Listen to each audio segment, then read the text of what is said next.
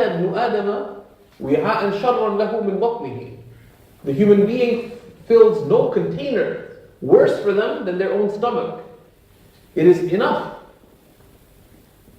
for a person to eat a few small bites to fill their stomach, to keep their back straight. Right? And this, of course, is amazing. Right? As one of the ulama put it, the sunnah is the ultimate self-help guide. Right? If you're into life hacking, right? There's all kinds of self-help books. A whole book will go 250 pages to convince you about 2 or 3 things, or 7 habits, or 6 this, or 5 this, or 4 this, or 3 this. Sometimes they only have one good idea, but you have to turn it into a book. But everything in the Sunnah, right? If you read about how people get fat, and you Europeans don't have as much problem as we North Americans, but North America is shocking, right? Everything is supersized, right? So the plates are gargantuan, right? Are huge. And a croissant in America is 40 to 60% bigger than a croissant is anywhere in Europe, right? But even Canada and America, right? A small coffee in America is as big as a large coffee in Canada. And of course, it's bigger than anything you guys sell in Europe, right? Except probably an American chain. And there's studies about what's called mindless eating, right? That they conducted these experiments. They took stale, old popcorn, right? And stale popcorn's nasty. It's not tasty. They put it in small containers, and they put it in large containers, and got people to eat it. The same popcorn, they had small, medium, and large. And people ate proportionately according to how big the container was. Right? This is mindless eating. Similarly, if you put food on a small plate and on a large plate, what's going to happen? You put it on a large plate, people are going to eat more of it. Right? And similarly, the Prophet ﷺ said, a few small bites, luqaymat, a few small bites to keep one's back straight. And then he said, and if you have to, then eat to the extent of a third. Right? You fill your stomach to a third with food, a third with drink, and a third to be able to breathe. Right? And if you mastered the art of plentiful eating, you know when it's hard to breathe. Right? Although the people were really good at it, right? And a good friend of mine, I'm convinced he had a misunderstanding, right? Every time he'd eat, he'd say before eating, نويت تقوي نويت التقرب إلى الله بهذا الأكل. I intend to draw closer to Allah through this eating. And he was even more overweight than I am. Right? I'm convinced that he understood that the more I eat, the closer I'll get to Allah.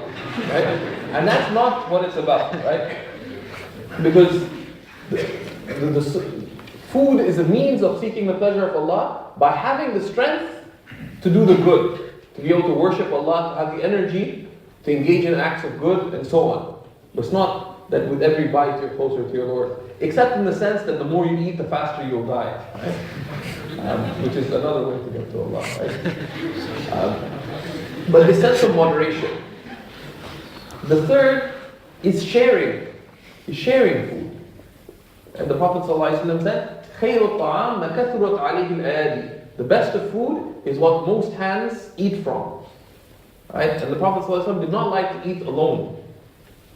Right? To share. And he told us that the food of one person is enough for 2. And the food of 2 people is enough for 4. And the food of 4 is enough for 8. Right? So if you're sitting alone, you have a bagel, cut it in half and give it to your coworker. Right? Cut it nicely and they might even accept it. Right? And this is an important virtue that we forget. Like a lot of times people come back from families, sometimes they're living in the same house, but the children and their parents haven't eaten together for days. Right? And that's shameful and it's contrary to the Sunnah. It should be the exception rather than any kind of rule. The fourth lesson from his sunnah with respect to eating is to use food as a means to good. Food is not sought in itself. How is food taken as a means to good? In four ways. One, food is the fuel for doing good. Right?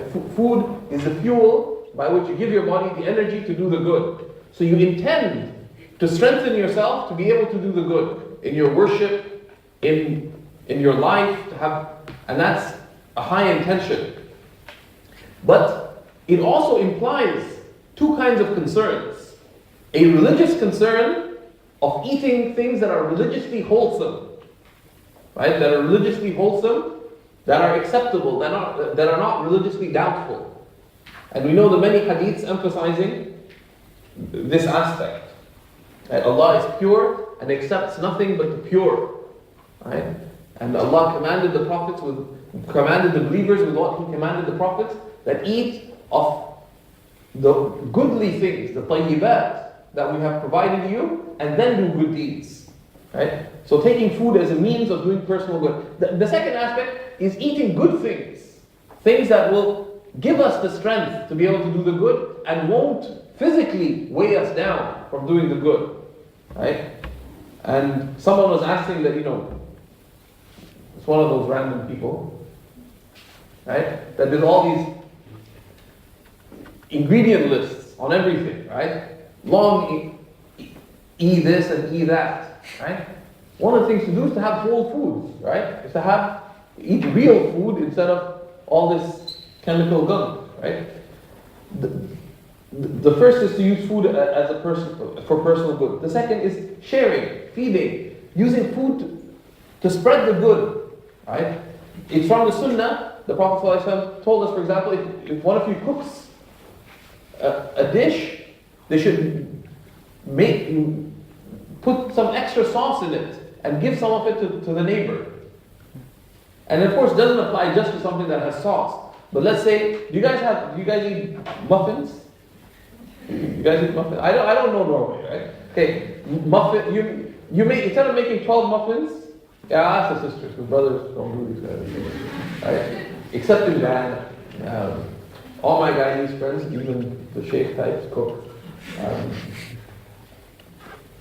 But if you know the Guyanese women, you understand why. Right? But all the big dishes that are made by the Guyanese are cooked by their men. If you're making muffins, if you're making 12 muffins, is it that much harder to make 18? Not really, right? The sunnah is that if you're making muffins, if you're making 12, make another tray, give it to the neighbors. If you're making semia, right? I'm talking about Guyana, right? My sister, she's a teacher. And she has this Guyanese friend, right? So she's saying, oh, mashallah, it's Eid coming up. You guys from India, you guys eat the swine on Eid, right? Swine. Yeah, the swine, it's got the milk, it's got the noodles, it's got the sugar. And she's talking about semia, right? Swine. So, if you're making that, just put some extra milk, make it, and give some to the neighbors. This is from the Sunnah. Doesn't matter who your neighbor is, right? Even if it's the shaitan, he might become a little more merciful to you, right? Because even if, whoever it is, respond with the good. And to use that as an opportunity with one's friends.